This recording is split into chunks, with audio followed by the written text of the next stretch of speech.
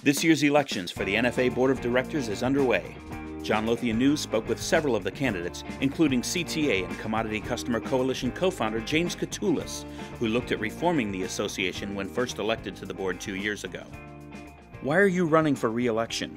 I want to finish the job that John and I did with the CCC, protecting customers and making sure things like MF Global and PFG don't happen again. It's really a general push towards having checks and balance in corporate governance there. And this might seem a little esoteric or philosophical, but I want independent directors to really be independent. I mean, for 35 years, I believe every NFA independent director was simply put forth by management or someone who's close to management, went to the executive committee, they were confirmed by voice vote. Last year was the first time ever there was a paper ballot, the executive committee for independent directors, and they went to the board and the board rubber stamped them. That's 40% of the board.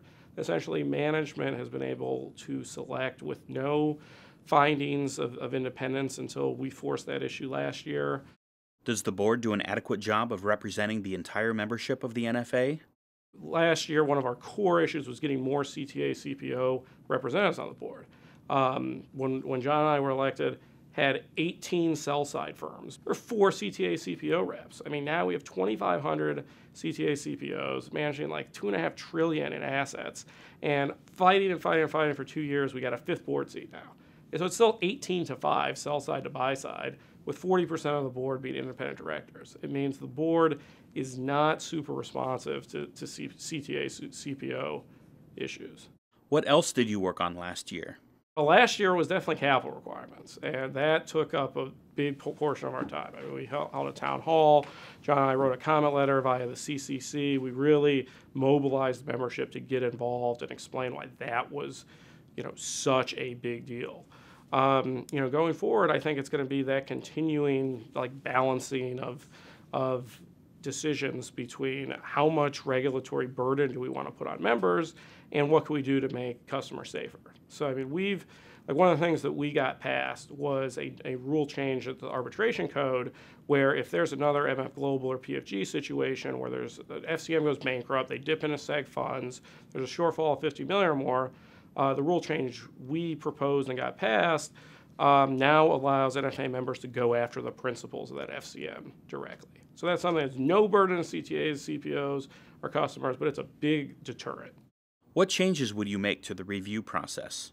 I think the promo material review process is something that definitely needs to change. There's a lot of gray and interpretation in those standards. Jeff Malik, one of the things that he did that was funny/sad was he took CME's seminal piece on managed futures and the benefits of managed futures investment, something that everyone distributes. So he took off the CME branding and submitted it like it was just his promo, and it came back with tons and tons of edits from NFA. I mean, this is something that's been an industry standard piece for 10 years. John and I proposed was an electronic DDoC creation system, something where a CTA could use all the data that NFA collects anyway, things like employment history. They're collecting monthly returns now. It's all in a standard electronic format. We think you should be able to pull all that data together online, add any risk factors or descriptions of your trading strategy, just the 10% of the DDoC that really differs from CTA CPOs, and take the review process out of 90% of it. Why make it harder than needed? I mean, if NFA is going to go over every comma and every word on it anyway, just standardize the DDoC and save some money on lawyer fees.